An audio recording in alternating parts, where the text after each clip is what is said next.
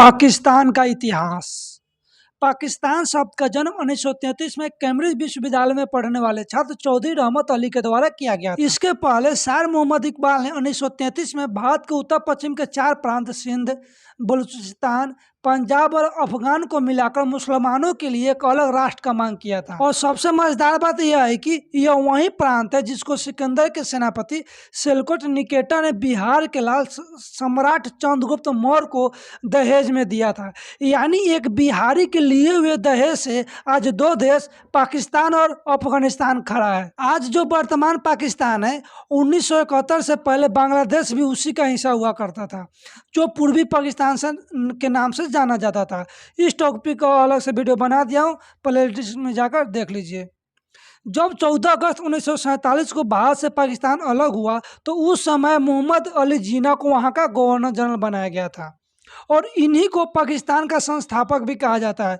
और इनकी मृत्यु 11 सितंबर 1948 को टीबी के बीमारी के कारण हो गई। और इनकी मृत्यु होने से 1 साल पहले ही लियाकत अली को पाकिस्तान का प्रधानमंत्री बनाया गया, लेकिन इनकी हत्या 16 अक्टूबर 1951 में रावलपिंडी के कंपनी बाग में हो रहे एक सभा के दौरान कर दी गई। और इसके बाद पाकिस्तान के दूसरे प्रधानमंत्री के रूप में बंगाली मूल के ख्वाजा नजीमुद्दीन को बनाया गया। और अंततः 1956 में पाकिस्तान को पहला संविधान मिला। लेकिन राजनीतिक खिंचातान के बीच 1958 में पाकिस्तान के पहले राष्ट्रपति इस्कंदर मिर्जा ने संविधान को निलंबित करके मार्शल लॉ लगा दिया। लेकिन कुछ ही दिनों के बाद जनरल अयूब खान ने इस्कंदर मिर्जा को राष्ट्रपति पद से हटाकर खुद राष्ट्रपति पद बन गया, यानी खुद राष्ट्रपति बन गया। और इस तरह से पाकिस्तान में पहली बार सेना के हाथों में सत्ता आई, यानी कि पहली बार पाकिस्तान में मार्शल लॉ यानी कि सैनिक शासन हुआ। लेकिन 1965 में अयूब खान ने चुनाव कराने का निर्णय लिया, इसलिए खुद पाकिस्तान मुस्लिम लीग का उम्मीदवार बना। लेकिन विपक्ष ने भी इनके सामने जिन्ना की बहन फातिमा जिन्ना को उतारा। वैसे तो फातिमा जिन्ना को भरपूर वोटें मिली, लेकिन इलेक्टोरल कॉलेज के जरिए अयूब खान जीत गया। और इसी बीच यानी कि 1965 में ही भारत से युद्ध हुआ और पाकिस्तान बुरी तरह से हार गया था। एक तो फातिमा से विवादास्पद जीत और ऊपर से भारत से हार के चलते अयूब खान को भारी विरोध होने लगा, जिसके चलते अयूब खान को राष्ट्रपति का पद छोड़ना पड़ा। लेकिन अभी जो सत्ता आई थी वो भी आर्मी चीफ जनरल या खां के हाथों में आई थी, जिस कारण फिर से मार्शल लॉ लगा, यानी कि फिर से सैनिक शासन हुआ और सभी असेंबलियां भंग कर दी गई। और फिर से 1970 में पाकिस्तान में आम चुनाव हुए, जिसमें नेशनल असेंबली के कुल 300 में से पूर्वी पाकिस्तान वर्तमान बांग्लादेश के नेता शेख मुजीबुर रहमान की पार्टी अवामी लीग को 160 सीटों पर जीत मिली। वहीं जुल्फिकार अली भुट्टो की पार्टी पाकिस्तान पीपल्स पार्टी को 81 सीटें मिली, जो दूसरे स्थान पर है। लेकिन अवामी लीग के जीत को स्वीकार नहीं किया गया, जिस कारण से 1971 में पाकिस्तान में गृह युद्ध शुरू हो गए।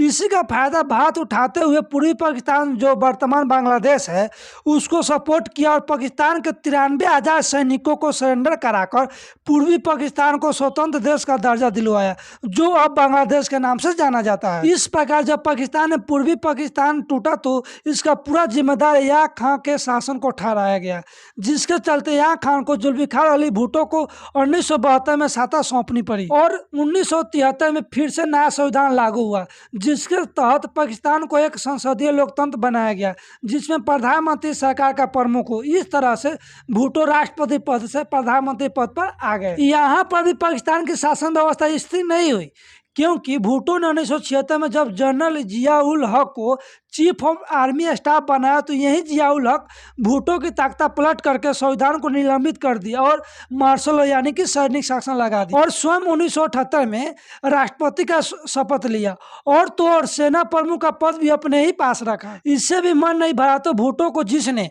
इसको सेना का चीफ ऑफ आर्मी स्टाफ बनाया था उसी को यानी कि भुट्टो को ही अपनी हत्या की साजिश के आरोप में दोषी करार देकर 4 अप्रैल 1979 को जुल्फिकार अली अली भुट्टो को फांसी पर चढ़वा दिया। और यही जियाउल हक ने जिसने कुरान के मुताबिक साजा देने का प्रावधान किया। और 1984 में अपनी इस्लामीकरण की नीति पर एक जनमत संग्रह कराया जिसमें 95% लोगों ने समर्थन का दावा किया। ये सब होने के बावजूद यानी पाकिस्तान को राष्ट्रीय धर्म इस्लाम घोषित होने के बावजूद पाकिस्तान की शासन व्यवस्था स्थिर नहीं हुई। यहाँ स्थिर कहने से मतलब यह है कि किसी भी सरकार का 5 साल का कार्यकाल पूरा हो, जो पाकिस्तान में 1947 से लेकर अब तक यानी कि 2023 तक जो भी प्रधानमंत्री बना है उसका 5 साल का कार्यकाल पूरा नहीं हुआ है।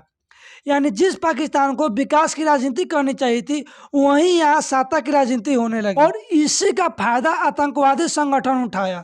एक तरफ से जिस पाकिस्तान को अपने विकास पर ध्यान देना चाहिए वहीं आतंकवाद संगठन का बात मानकर भारत पर हमले करवाता रहा। दूसरी तरफ भारत अंतरिक्ष में घुसने की तैयारी कर रहा था जबकि पाकिस्तान कश्मीर में घुसने की तैयारी कर रहा था। इससे यह हुआ कि पाकिस्तान का विकास चौपट हो गया और आतंकवाद मजबूत हो गया, जिसका परिणाम यह हुआ कि आज पाकिस्तान कंगाल हो गया और जल्द अगर IMF ने अगर लोन नहीं दिया तो दिवालिया भी घोषित हो जाएगा और भविष्य में अगर हो सके तो पाकिस्तान नक्शे से गायब भी हो जाएगा। क्यों?